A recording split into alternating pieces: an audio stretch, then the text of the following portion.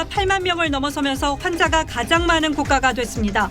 가파른 확산세 속에 확진자가 수십만 명까지 늘어날 것이란 전망도 나옵니다.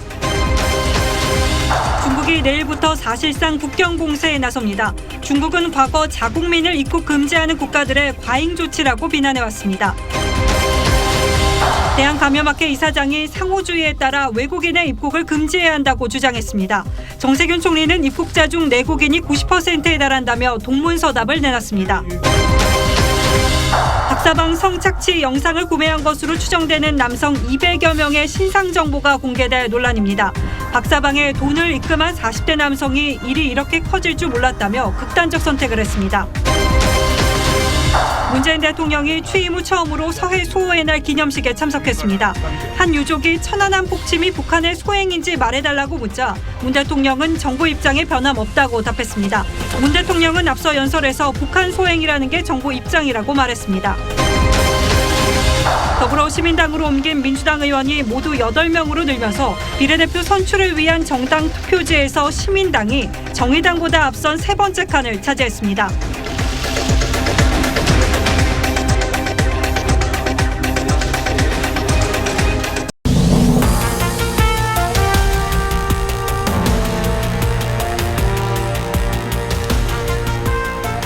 여러분 안녕하십니까. 뉴스9의 신동욱입니다. 미국의 코로나19 확진자 수가 8만 6천 명으로 마침내 중국을 추월하며 세계에서 가장 많은 환자가 나온 나라가 됐습니다. 문제는 지금도 폭발적인 증가세가 멈추지 않고 있어서 사실상의 국가 마비 상태가 그 끝을 예상하기 어렵다는 점입니다. 경제활동이 거의 중단되면서 실업수당 신청 건수도 코로나 사태 이전에 15배로 폭증했습니다. 오늘 뉴스9은 먼저 위기의 미국으로 가보겠습니다. 김지수 기자가 보도합니다.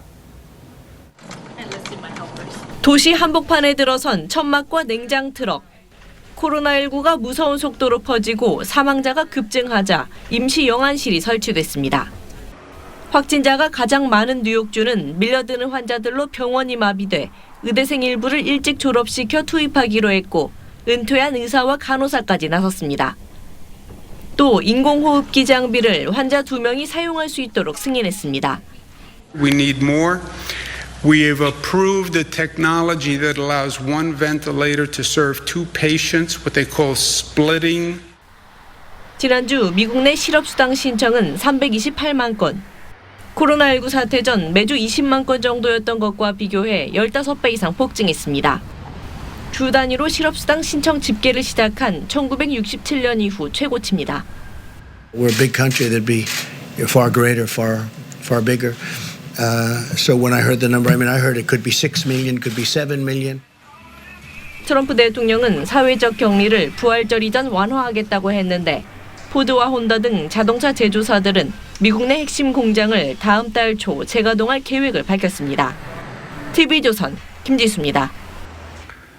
미국의 확진자 수가 폭발적으로 늘어나자 우리 정부는 오늘부터 미국에서 들어오는 모든 입국자들은 증상이 없어도 자가격리 조치를 취하기 시작했습니다. 유럽발 입국자에 미국발 입국자까지 하루에만 3, 4천 명씩 자가격리자가 늘어나고 있는데 70%가량이 수도권에 몰려 있어서 관리 책임을 진 자치단체들에도 비상이 걸렸습니다. 송민선 기자가 취재했습니다. 오늘 인천공항에 착륙한 미국발 항공기는 모두 8편. 입국자는 2,000명에 이릅니다. 이들은 오늘부터 발열이나 기침 등의 증세가 없어도 모두 2주간 자택이나 별도 시설에 격리됩니다. 바로 집으로 귀가하여 주시고 귀가 시에는 대중교통 이용을 최대한 자제하고 자차를 이용하며 이동 중에는 마스크 착용을 해주시길 당부드립니다. 유럽의 미국발 입국자까지 추가되면서 자가격리 인원은 현재 만여 명에서 매일 3,000에서 4,000명씩 늘어나게 됩니다. 입국자들의 70% 이상은 수도권에 주소를 두고 있습니다. 직원들이 보통 하루에 2번씩 가봐야 되죠. 자가격리 하고 있나 안 하고 있나 확인도 해야 되고 그게 굉장히 어려워지죠. 이제 사람 숫자가 많아지면. 모니터 요원 3,000명을 운영하고 있는 서울시는 추가 인력을 확보하고 수칙을 위반하면 무관용 원칙을 적용하겠다고 거듭 강조했습니다. 방역당국은 자가격리 대상을 모든 입국자로 확대하는 방안도 검토하고 있습니다.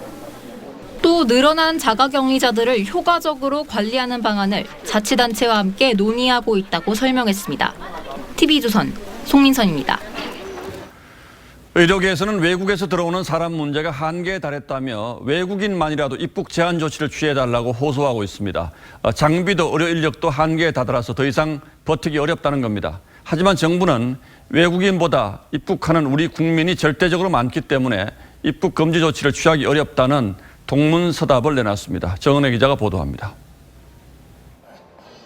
국내 거주지가 없는 해외 입국 외국인 확진자는 총 31명.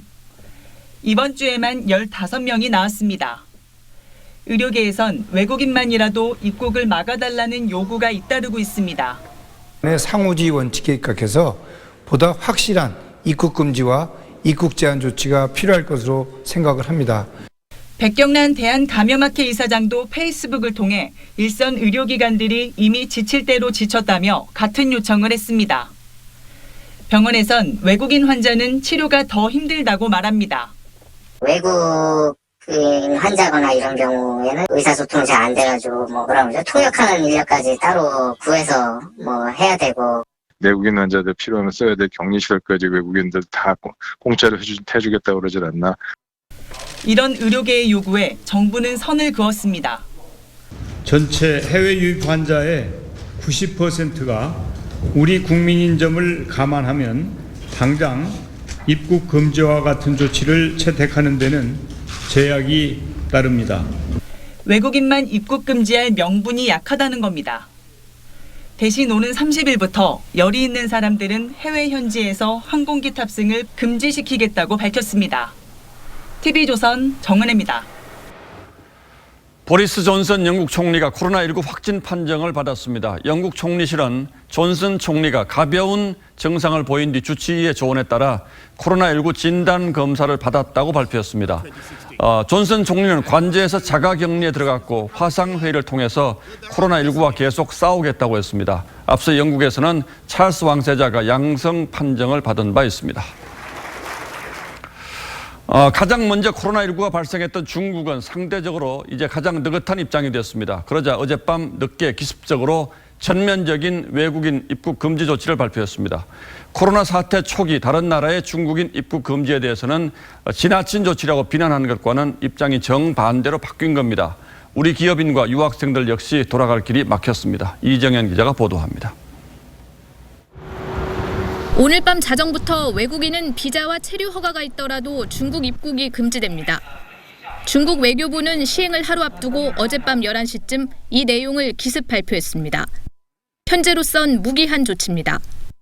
세계 각국의 중국발 입국 제한에도 후베이성을 제외한 중국 전역에서 오는 사람들을 받아주고 있는 우리 정부에 사전 협의나 통보가 없었습니다.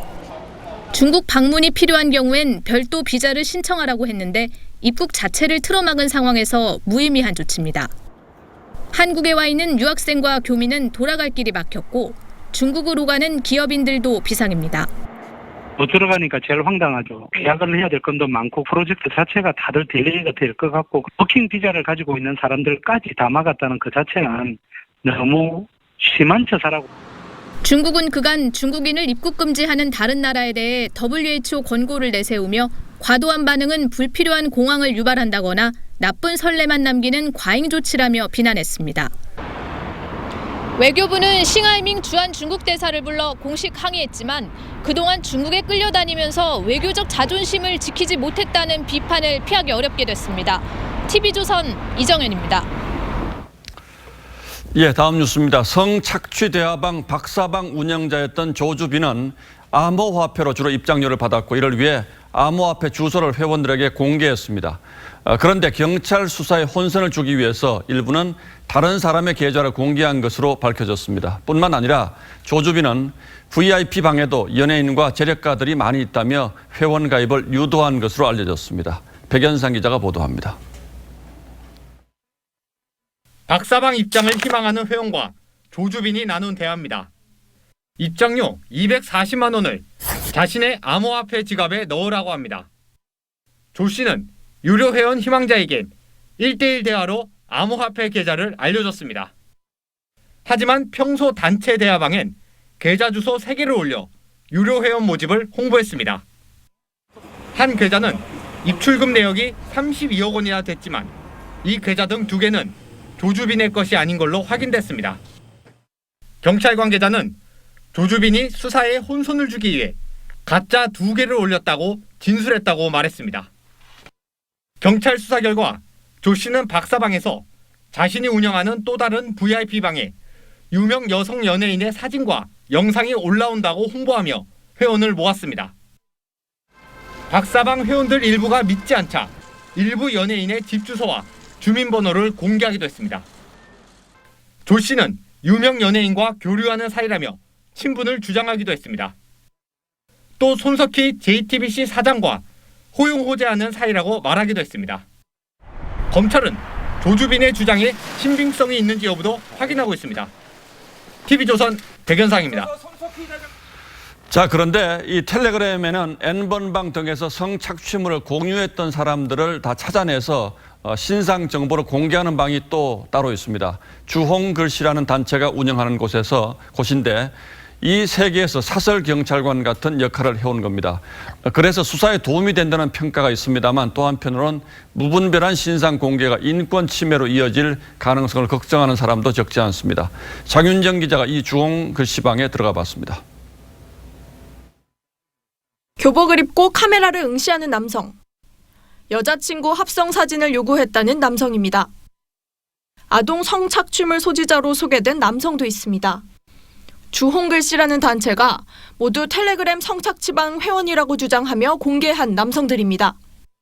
얼굴은 물론이고 이름과 전화번호도 올라와 있습니다. 주홍글씨방은 스스로를 자경단이라고 칭하며 범죄자의 인권은 고려하지 않는다고 주장합니다.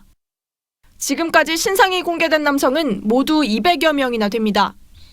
주홍글씨가 수사 인력의 한계와 빈틈을 메우고 있다는 평가도 있습니다.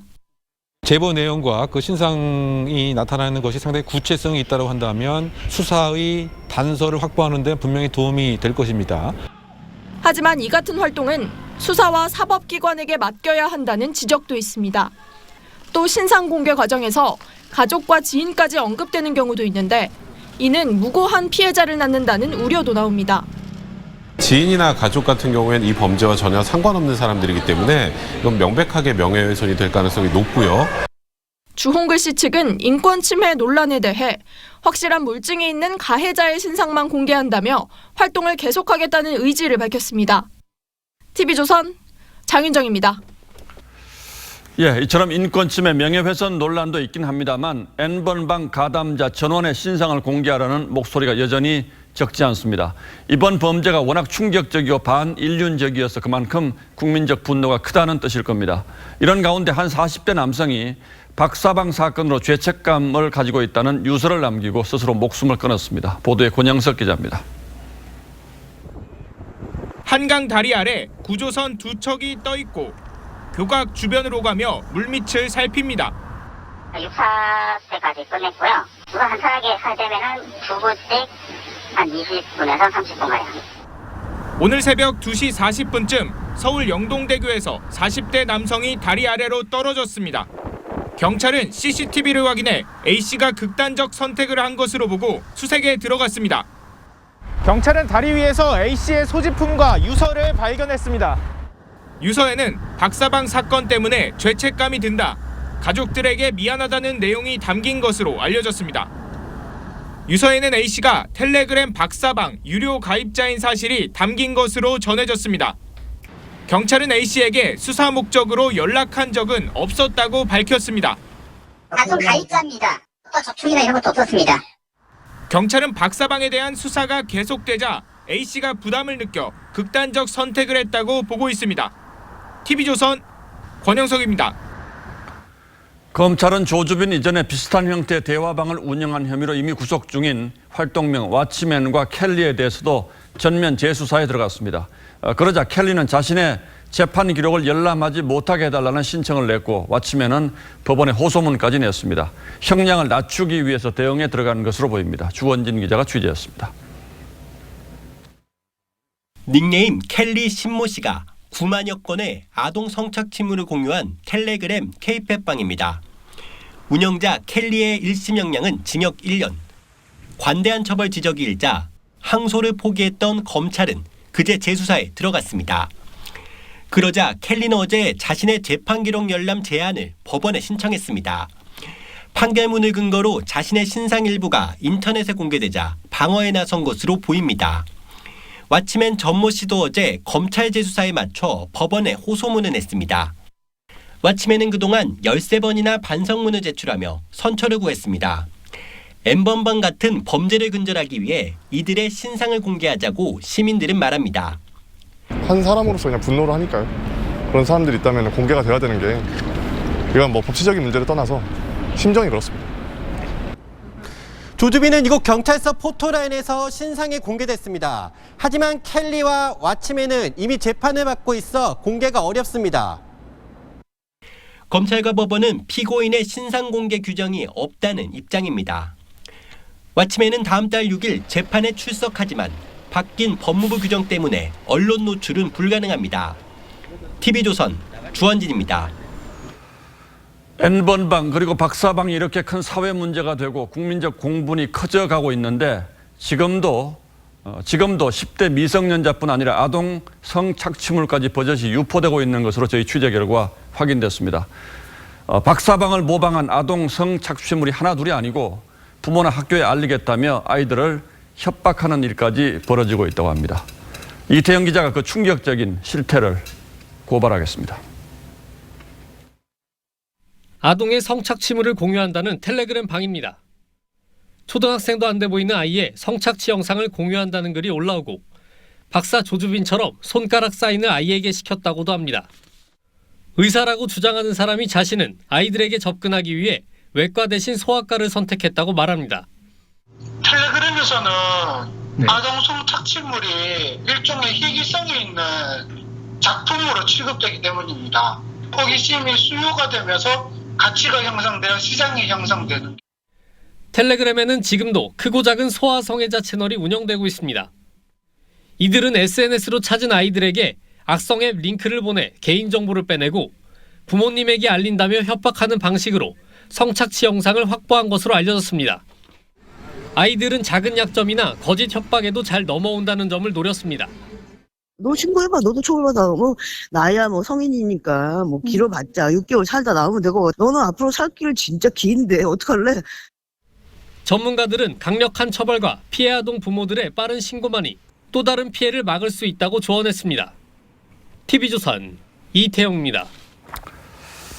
조주빈을 처벌하는 문제보다 더 중요한 문제일 겁니다. 이게 아동 성착취 대여방을 운영한 왓치맨과 켈리는 이미 검거돼서 재판을 받고 있고 박사방의 조주빈도 그 실체가 드러났습니다.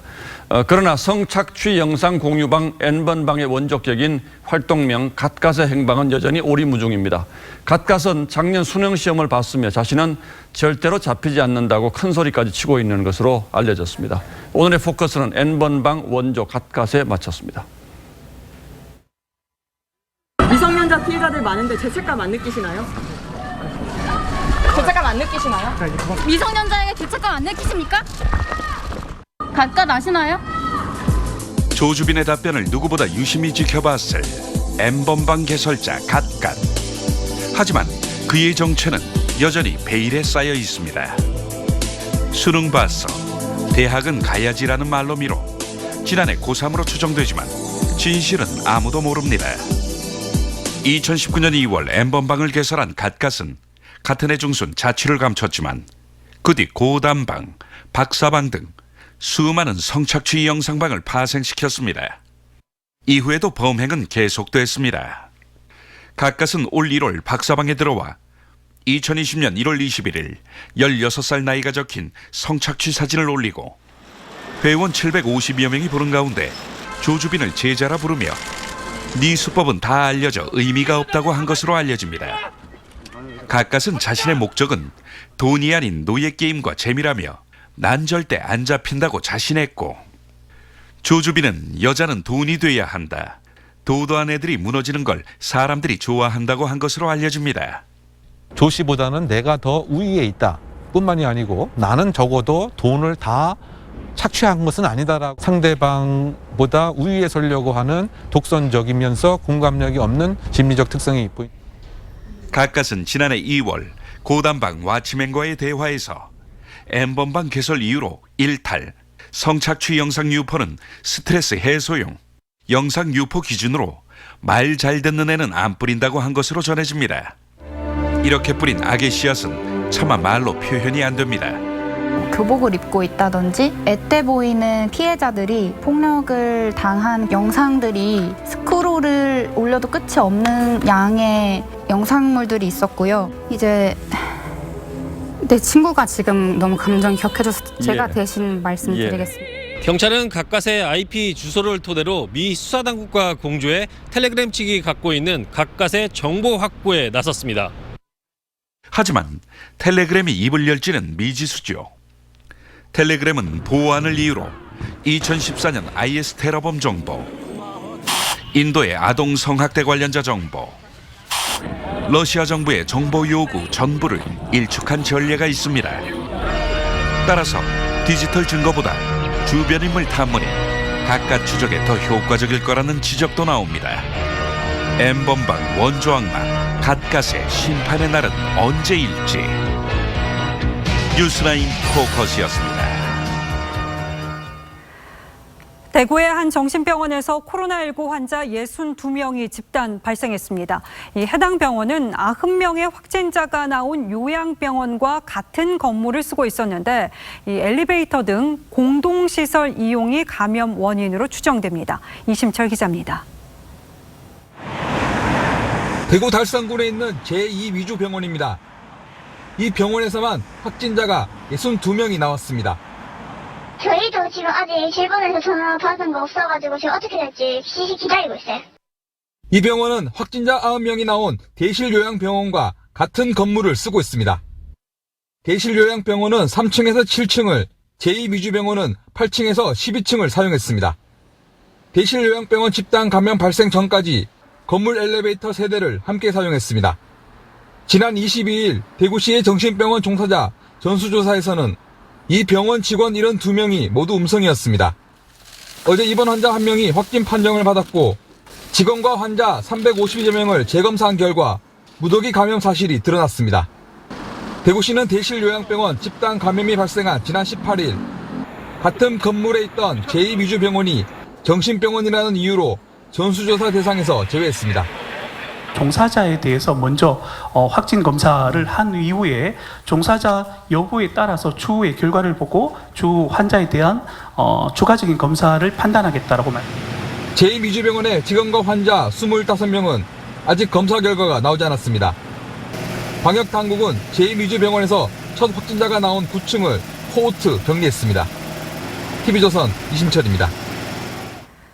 잠잠하던 집단 감염이 다시 시작되는 거 아닌지 우려되는 일이 또 있었습니다. 이 서울 만민중앙교회 관련 확진자가 오늘까지 6명 나왔습니다. 이 교회는 지난 6일부터 온라인 예배를 보고 있었는데 구청은 아예 이 교회를 폐쇄했습니다. 황선영 기자가 보도합니다. 서울 구로구에 있는 만민중앙교회입니다. 정문이 굳게 닫혀 있고 불은 모두 꺼져 있습니다. 방역당국에 따르면 오늘까지 이 교회에 관련된 코로나19 확진자는 모두 6명이 나왔습니다. 확진자 명단에는 교회 직원과 교인, 그 가족이 포함됐습니다. 이 교회는 지난 6일부터 온라인 예배만 진행했습니다. 하지만 방역당국은 조사 과정에서 동작구에 사는 교인 빌라 지하에서 기도실을 발견했습니다. 또 동작구에 있는 목사의 사택 근처 컨테이너 사무실에도 교인들이 드나든 사실이 확인됐습니다. 그때는 아니었는데 다른 모임식으로 해서 모였다고 알고 있거든요. 구로구청은 오늘 이 교회를 폐쇄하고 접촉 의심자 240여 명을 검사하고 있습니다. TV조선 황선영입니다. 제주도가 제주 여행을 다녀간 뒤 확진 판정을 받은 미국 유학생과 어머니를 상대로 억대의 손해배상 소송을 제기하기로 했습니다. 증상이 있는데도 여행을 하는 등 고의성이 있다는 판단에 따른 건데요. 이 쏟아지는 비난에 모녀는 정신적 패닉 상태에 빠진 것으로 알려집니다. 오선열 기자입니다. 제주의 한 리조트 입구에 휴장한다는 안내판이 설치됐습니다. 이 리조트는 지난 25일 서울 강남에서 코로나 확진 판정을 받은 19살 A씨와 A씨의 어머니가 머물렀던 리조트입니다. 제주도는 A씨 일행이 입도 날부터 의심 증상이 있었지만 4박 5일간 여행을 강행했다며 억대의 손해배상 소송을 제기하겠다고 밝혔습니다. 손해배상액은 1억 원을 훨씬 넘기는 수준일 것으로 추산이 되고 있습니다. 민사소송과 아울러 형사 책임 여부도 적극 검토하고 있습니다. 제주도는 모녀의 여행과 제주도와 도민이 입은 피해 사이에 인과관계가 있다고 보고 있습니다. 모녀가 다녀간 곳으로 확인된 장소는 모두 20곳, 접촉자는 47명에 달합니다. 제주도는 추가 접촉자를 찾기 위해 CCTV 확인이 어려운 호텔 수영장과 식당, 배편 등을 공개해 자발적 신고를 당부했습니다. 근데 CCTV만 가지고는 어느 분인지 어느 분인지가 저희가 구별하기가 너무 어렵습니다. 미리 막아야만이 지역사회 전파를 막을 수 있다는 점에서 제주도는 해외 입국자가 자가격리 명령을 어길 경우 인형사상에 책임을 물을 수 있는 제도적인 방안을 마련해달라고 건의했습니다. TV조선 오순일입니다. 코로나19 확진 판정을 받고 생활치료센터에 입소한 20대 신천지 교육생이 무단 이탈하는 일이 벌어졌습니다. 이 생활치료센터에는 관리자 70명이 있었지만 아무도 몰랐던 건데 그 사이에 이 신천지 교육생은 70대 여성과 커피도 나눠 마셨습니다. 김다로 기자가 당시 상황을 취재했습니다. 20대 여성이 마을길을 뛰어다닙니다. 어제 낮 2시 반쯤 충북 보은의 한 마을에 확진자 25살 A씨가 나타났습니다. A씨는 마을의 펜션 여주인 B씨를 만나 커피를 마시며 담소를 나눴습니다. 우리 집사람을 주더라고요. 주니까 그걸 또 마셨어요. A씨와 접촉한 마을 주민 B씨는 자가격리됐습니다. A씨는 대구 지역 신천지 교육생 확진자로 지난 13일부터 보은 생활치료센터에서 격리 치료를 받고 있습니다. A씨는 병무청 사회복무연수센터 정문으로 걸어 나왔지만 별다른 제지는 없었던 것으로 알려졌습니다. CCTV 모니터링 경비를 맡은 경찰관을 포함해 대구시 등 관리 인력 70명이 있었지만 속수무책이었습니다. 일반 그 확진자인지 모르고 그냥 이제 지나치는 거 그냥 보시고. A씨는 방역 당국에 격리 생활이 답답해 바람 쐬러 나왔다고 진술했습니다. 대구시는 오늘 무단 이탈한 A씨를 경찰에 고발했습니다. 경북 경주시도 오늘 21명이 확진된 음식점 집단 감염과 관련해 해당 음식점에 간 사실을 숨긴 확진자 택시기사를 경찰에 고발했습니다. TV조선 김다로입니다.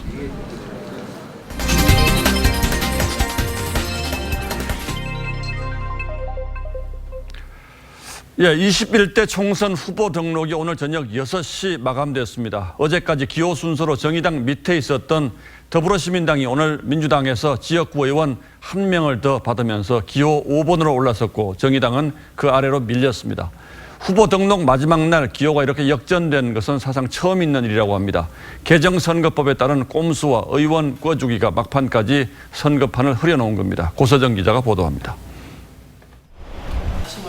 정당별 의석수를 기준으로 확정된 지역구 및 비례대표 투표 기호는 더불어민주당과 미래통합당이 1번과 2번, 이어 민생당과 미래한국당, 더불어시민당, 정의당이 3번부터 6번을 받았습니다.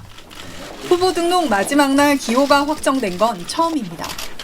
여야는 후보 등록 마지막 날까지 비례대표 투표용지 윗칸을 차지하기 위한 의원 꿔주기 경쟁을 벌였습니다.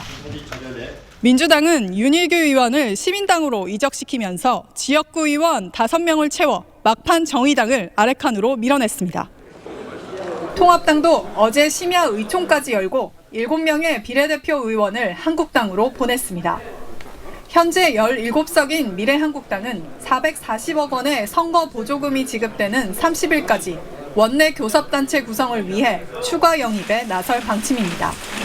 민주당과 통합당은 비례대표 후보를 내지 않았기 때문에 비례대표 투표용지는 민생당, 한국당, 시민당, 정의당 순으로 인쇄됩니다. 정의당은 시민당 꼼수가 도를 넘었다고 비판했습니다. 이왕 할 것이라면 10명 정도 더 보내지 그랬습니까? 그러면 미래한국당보다 앞순번을 받았을 텐데. TV조선 고서정입니다. 그리고 그리고 걱정했던 일이 결국 현실이 되었습니다. 선관위에 등록된 51개 정당 중 무려 38개 정당이 비례대표 후보를 냈습니다. 투표 용지 길이도 50cm가 넘을 것으로 보이는데 수개표를 해야 하는 건 물론이고 유권자가 이걸 끝까지 다 보고 투표를 할 수 있을지도 의문입니다. 보도에 이태희 기자입니다. 4년 전 20대 총선 당시 비례대표 투표용지는 21개 정당이 기재돼 33.5cm였습니다. 19대 총선 때보다 2cm 길어진 용지를 두고 당시에도 무더기 무효표 우려가 제기됐습니다. 선관위는 혼란을 줄이기 위해 처음으로 각 당명 사이에 여백을 줬습니다. 이 여백에다 도장을 찍으면 하지만 이번엔 투표용지 분류 방식 자체가 바뀔 전망입니다. 비례대표 후보 등록 정당은 38개로 투표용지 길이도 최소 50cm가 넘게 됐습니다. 또 현재 투표지 분류기는 24개 정당까지만 처리가 가능해 사용하지 못하게 됐고 직접 손으로 투표지를 가려내야 하면서 개표 시간도 더 걸리게 됐습니다. 다만 투표지 개수를 집계하는 개수기 사용은 가능합니다. 개수기는 정당 수 40개까지 표기된 투표지를 집계할 수 있습니다. 참여정당 증가에 대비하여 수차례 모의개표를 실시하였고 개표 사무원이 눈으로 직접 심사하여 또 투표지 길이가 50cm를 넘으면서 무효표도 상당수 나올 가능성이 있습니다. 긴 투표용지를 유권자가 일일이 읽어보고 투표한다는 것도 사실상 불가능하고 역사상 유례없는 깜깜이 선거가 될 겁니다. 비례정당 난립에 18년 만에 수개표까지 선거법 개정이 낳은 21대 총선 모습은 전례 없는 촌극으로 기록될 전망입니다. TV조선 이태희입니다. 그런가 하면 어제까지만 해도 민생당 비례대표 2번에 올라있던 손학규 선대위원장이 후보 등록 마감일인 오늘 갑자기 14번으로 밀렸습니다. 이 역시 이번 선거제도가 나온 또 한편의 촌극이었습니다. 어제와 오늘 민생당에서 무슨 일이 벌어졌는지 서주민 기자가 그 뒷얘기를 취재했습니다. 손학규 위원장이 어제 기습적으로 비례 2번을 받으면서 논란이 커지자 김정화 공동대표가 공관위에 재론을 요구했습니다. 하지만 안병원 위원장이 거부했고 김 대표는 후보 등록 마감일에 위원장을 교체하는 초강수를 뒀습니다. 대략 20시간 정도 지금 연락이 두절된 상태입니다. 안병원 위원장을 최고위에서 해임을 하고 손 위원장의 측근인 김 대표마저 등을 돌릴 정도로 비례 2번 논란은 당에 충격을 줬습니다. 미래를 책임질 세대들을 키워내자고 강조를 하셨지만 실상적으로 전혀 그런 게 이루어지지 않았고 새로 꾸려진 공관위는 손 위원장을 당선권 바뀐 14번으로 밀어내 공천했습니다. 단식까지 해가며 연동형 비례대표제를 추진했던 손 위원장은 노역 논란이 나올 때마다 손사래를 쳤습니다. 공짜로 비례대표 국회의원을 한다 이런 생각 전혀 안 하고 있습니다. 손학규 그런 사람 아닙니다. 순번 조정으로 손 위원장의 21대 국회 입성이 사실상 어려워졌고 현재 맡고 있는 선대위원장직을 유지할지도 불투명해졌습니다. TV조선 서주민입니다. 문재인 대통령이 취임 후 처음으로 서해 수호의 날 기념식에 참석했습니다. 그리고 천안함 폭침에 대해서는 북한의 소행이라는 것이 정부의 입장이라고 했습니다. 한 유가족이 문재인 대통령에게 천안함 폭침이 누구의 소행인지 따져 묻는 장면도 있었습니다. 최지원 기자가 취재했습니다. 남북 간 교전으로 희생된 55명의 용사를 기리는 서해 수호의 날 기념식. 현충탑 앞에서 분향하려는 문재인 대통령의 손을 천안함 폭침으로 희생된 고 민평기 상사의 모친 윤청자 씨가 잡고 막아섭니다.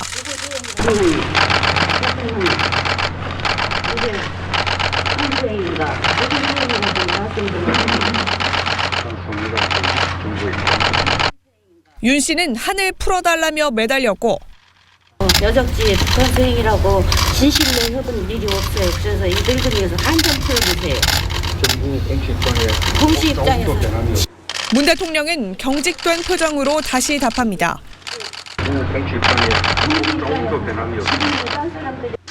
문 대통령이 공식 석상에서 천안함 폭침 주체를 북한으로 규정한 건 취임 이후 처음입니다.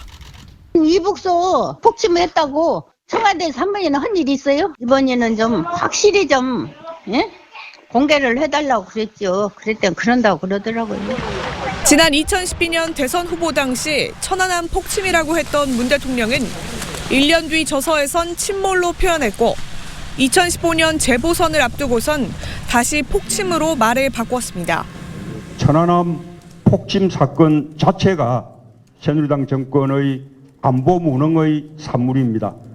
취임 이후 처음 서해 수호의 날 기념식에 참석한 문 대통령은 전투 중 부상을 입은 군인과 공무원에게 주는 수당을 내년에 5배 인상하겠다고 했습니다.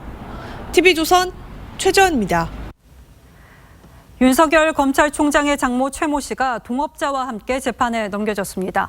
350억 원대 은행 통장 잔고 증명서를 위조한 혐의인데 최 씨는 동업자에게 속았을 뿐이라는 주장입니다. 김태용 기자입니다. 검찰이 윤석열 검찰총장의 장모 최모 씨에게 적용한 혐의는 사문서 위조와 행사, 부동산 실명법 위반 등 모두 3가지입니다. 최 씨의 동업자 안모 씨와 위조 가담자 김모 씨도 함께 기소했습니다. 검찰은 이들이 공모해 2013년 경기도 성남시 도촌동 땅을 매입하는 과정에서 은행 잔고증명서 4장을 가짜로 만들었다고 판단했습니다. 모두 347억여 원어치입니다. 검찰은 또 최 씨가 도촌동 땅과 관련해 법적 분쟁이 발생하자 이 가운데 2013년 4월 1일자 잔고증명서를 제출한 것으로 봤습니다. 다만 나머지 증명서를 이용해 돈을 빌리는 과정에서는 최 씨가 관여하지 않았다고 판단했습니다. 최 씨 측은 안 씨에게 수십억 원의 사기 피해를 당했고 속아서 잔고증명서를 만든 것뿐이라고 해명했습니다. 검찰은 위조를 공모했다는 의혹으로 고발된 윤 총장의 부인 김건희 씨에 대해서는 증거를 찾지 못했다며 불기소 처분했습니다. TV조선 김태현입니다. 한 요양병원에서 60대 입원 환자가 흉기 난동을 부려 같은 병실을 쓰던 환자 한 명이 크게 다쳤습니다. 그런데 2시간 뒤 또 다른 병실에서 환자 한 명이 숨진 채 발견됐습니다. 어찌된 일인지 박건우 기자가 취재했습니다. 구급대원들이 서둘러 요양병원으로 들어갑니다. 오늘 새벽 2시쯤 전북 전주의 한 요양병원 6층에서 알츠하이머 증세로 입원한 62살 A씨가 흉기 난동을 벌였습니다. A씨는 당시 만취 상태에서 소란을 피워 다른 환자들이 잠에서 깨게 만들었습니다. A씨는 2인실에서 같이 지내던 66살 B씨가 항의하자 갑자기 흉기를 휘둘렀습니다. 좋아하는 지르고 난리 났었어. 술이 겁나게 취했어요. 사람들이 잠을 좀 못하게 하나 몰라. 그러고 난리 났어. A씨는 출동한 경찰에 붙잡혔고 흉기에 찔린 B씨는 병원으로 옮겨졌습니다. 그런데 사건 발생 2시간 뒤 맞은편 병실에서 환자 46살 C씨가 흉기에 찔려 숨져 있던 것을 당직 간호사가 발견해 경찰에 다시 신고했습니다. 경찰이 현장 조사를 했지만 당시 2인실에 혼자 지내다 피해를 입은 C씨를 찾지 못한 겁니다. 다 이제 그 문을 갖다 열어봤으면 좋았을 텐데 그 시간에 다 환자들이 자고 있는 시간이고 다 이제 그 확인 못하고. 전북경찰청은 현장에 출동한 경찰관들의 초기 대응에 문제가 없었는지를 조사할 예정입니다. TV조선 박건우입니다. 아프리카의 한 대사관에서 대사 부인의 갑질 의혹과 여성 직원의 집단 따돌림 논란이 벌어진 것으로 확인됐습니다. 외교부에서 관련된 조사를 벌이고 있고 문제를 제기했던 외교관은 본부 귀환 명령을 받았는데요. 어떤 사정인지 이채영 기자가 단독 취재했습니다. 아프리카의 한 공관, 사무실이 텅 비어 있습니다. 어제 점심 이후로 다들 어디 가셨어요, 세 분들? 저 사모님과 미팅할 거 있어서 사모님의 잠시만요. 조직 교상에 사모님 있습니까? 영상을 촬영한 이모 3등 서기관은 대사 부인이 실무 직원들을 관저로 자꾸 부른다. 부인 측근인 회계 직원이 다른 여성 실무관을 따돌린다고 외교부 감사관실에 진술했습니다. 이 여성 실무관은 영사 딸의 비자가 지연됐다는 이유로 서면 경고를 받았다가 감사 후 철회되기도 했습니다. 이모 서기관은 대사 부인이 대사관 비용으로 공식 만찬회 식재료 등을 샀다는 주장도 했습니다. 공부에 관련된 부분을 사적으로 이용하신 거죠. 지지를 했어요. 이게 그 부분에 대해서는 제의를 해야 된다. 하지만 외교부 감사관실은 예산 유용의 근거는 부족하다고 보는 것으로 전해졌습니다. 여성 실무관이 따돌림을 당했다는 부분은 감사관실이 따로 조사 중입니다. 서 기관은 문제 제기 후 본부 귀환 명령을 받았습니다. 부임 한 달 만이어서 이례적인 조치로 평가받습니다. 공간 관리 책임은 대사에게 있습니다. 외교부 본부에서 정당하게 수습하고요. 또 정확하게 책임을 물어야 합니다. TV조선 이채연입니다. 정부의 에너지 정책 변경에 따른 실적 악화로 자금난에 시달리는 두산중공업에 1조 원의 긴급 자금 지원이 결정됐습니다. 하지만 에너지 전환 정책에 대한 변화 없이는 큰 반전을 이끌어내기 어렵다는 진단도 있습니다. 정준영 기자가 보도합니다. 두산중공업의 최근 5년간 영업 손실은 1조 원을 넘었습니다.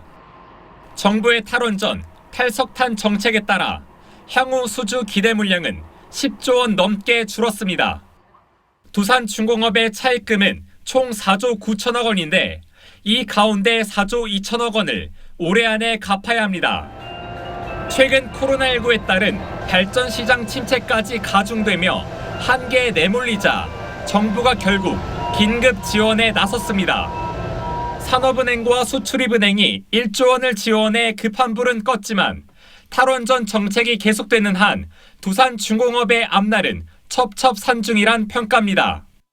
단순한 현금 지원만으로 두산중공업을 포함한 원자력 산업계가 살아날 수는 없어요. 에너지 전환 정책에 대한 총체적인 반성이 필요합니다. 생사기로에 놓인 협력업체도 문제입니다. 두산중공업 협력업체는 2016년 대비 33% 줄었고 납품 계약 건수는 61% 급감했습니다. 우리도 지금 연말 안에 지금 극단의 조치를 해서 문을 닫든지 원만적으로 이 일을 할 수 있는 일거리를 만들어줘야 되잖아요. 두산중공업은 채권단에 감사한다며 자구 노력을 성실히 이행해 빠른 시일 내에 정상화를 이루겠다고 밝혔습니다. TV조선 정준영입니다. 최근 방영을 시작한 TVN 드라마 슬기로운 의사생활 제작팀이 촬영을 위해 주택을 섭외했다가 가구와 집안 내부를 훼손해 집주인과 갈등을 빚고 있습니다. 양측이 정식 계약서도 쓰지 않은 상태에서 이런 일이 벌어졌습니다. 성민혁 기자가 보도합니다. 서울 종로구의 지상 2층, 지하 1층짜리 단독주택입니다. 바닥 곳곳이 긁혀있고 문짝이 떼어져 있습니다. 조명과 벽지도 훼손됐고 보일러도 먹통입니다. 떨어진 문짝엔 날카로운 못이 그대로 노출돼 있습니다. 여기도 지금 다 긁히는 현상이에요. 집주인 A씨는 CJ E&M이 TVN 드라마 슬기로운 의사생활을 촬영하기 위해 이 집을 섭외한 뒤 나흘 동안 벌어진 일이라고 주장합니다. 계약서부터 쓰자고 했지만 CJ 측이 공사 먼저 시작해놓고 계약서를 쓰자고 했다고 A씨는 주장했습니다. 저희가 이제 계속 계약서 언제 오냐, 계약서 오고 나면 공사를 했으면 좋겠다 했는데 한꺼번에 공사하는 사람들이 많이 들어온 거예요. CJ 측은 집주인 동의를 받고 공사를 진행했다고 반박했습니다.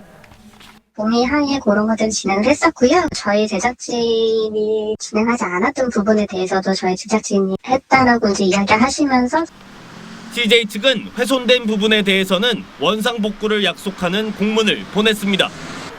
하지만 양측의 입장 차이가 좁혀지지 않아 원상복구나 피해 보상은 5개월 가까이 이뤄지지 않고 있습니다.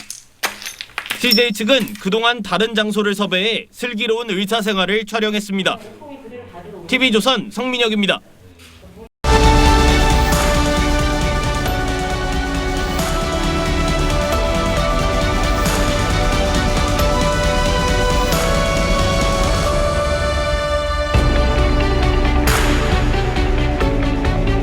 덕수궁 서거당은 인목대비가 어린 아들 영창대군을 잃은 한을 품고 갇혀 살던 곳입니다. 그 서거당 앞 400살 살구나무 거목이 올해도 어김없이 연분홍 화사한 꽃을 가득 피웠습니다. 하지만 시인에겐 봄보다 환한 것이 있습니다. 보리밭 건너오는 봄바람이 더 환하냐, 징검다리 건너오는 시냇물이 더 환하냐, 혼자 핀 살구나무 꽃그늘이 더 화나냐? 아니다. 엄마 목소리, 그 목소리 더 화나다. 아흔을 바라보는 노 시인은 봉숭아를 볼 때마다 어머니를 생각합니다. 시인이 50살 되도록 어머니는 아들의 새끼손가락에 부적처럼 봉숭아 물을 들였습니다. 꽃보다 붉은 그 노을이 아들 몸에 집힐지도 모르는 사악한 것들을 물리쳐준다고. 무덤에 누워서도 자식 걱정에 마른 풀이 자라는 어머니. 청도에 사는 97살 황영주 할머니가 코로나 치료 열 이틀 만에 완치됐다고 합니다. 지난주 퇴원한 경산 할머니보다 4살 더 많은 최고령 완치 기록입니다. 그러나 어머니는 칠순의 아들부터 챙겼습니다. 아들이 많이 놀라고 걱정하게 해서 너무 미안하다고 했습니다. 가끔 앓는 감기라 생각했고 아들한테도 감기다 하고 안심을 시켰다고 했습니다. 그러면서 가족과는 마지막이구나 했는데 다시 아들을 만나 말할 수 없이 좋다고 했습니다. 할머니가 코로나의 마술을 떨쳐낸 힘은 분명 자식 사랑, 자식 걱정에서 나왔을 거라고 저는 믿습니다. 그 힘은 코로나와 싸우는 많은 분들에게도 용기를 불어넣어 주겠죠.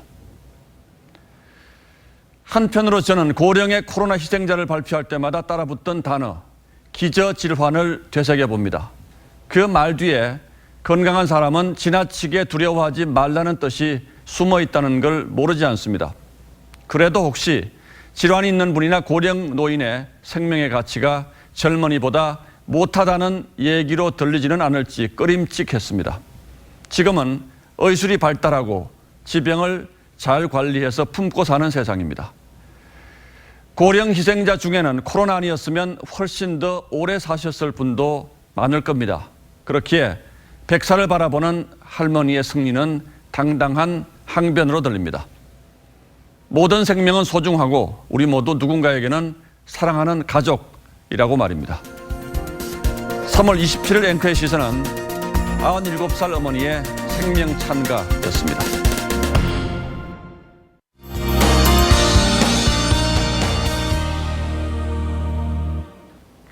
벌써 곳곳에서 벚꽃이 개화하고 있습니다. 오늘 서울에서도 이렇게 벚꽃이 공식적으로 관측됐는데요. 관측일에 가장 빨랐습니다. 포근한 날씨가 빨리 찾아왔기도 하고 또 햇살 가득한 날도 많았기 때문인데요. 주말에는 이 꽃을 시샘하는 쌀쌀함이 찾아오겠습니다. 오늘보다 10도 안팎으로 떨어져서요. 서울은 아침에 2, 3도 선까지 떨어지겠습니다. 내일 중부 일부 지역은 영하권으로 내려가는 곳도 있겠고요. 남부 지역은 전주가 4도, 대구는 6도에서 출발하겠습니다. 그래도 한낮에는 햇살이 강하기 때문에 기온이 크게 오르겠습니다. 내일 서울은 12도, 대구와 울산은 11도까지 오르겠습니다. 공기도 깨끗해서 화창하겠는데요. 다만 해상 날씨는 좋지 않겠습니다. 바람이 강하게 불겠고 모든 해상에는 풍랑특보가 발효 중입니다. 날씨였습니다. 예, 3월 27일 뉴스9는 여기서 모두 마치겠습니다. 시청해주신 여러분 고맙습니다.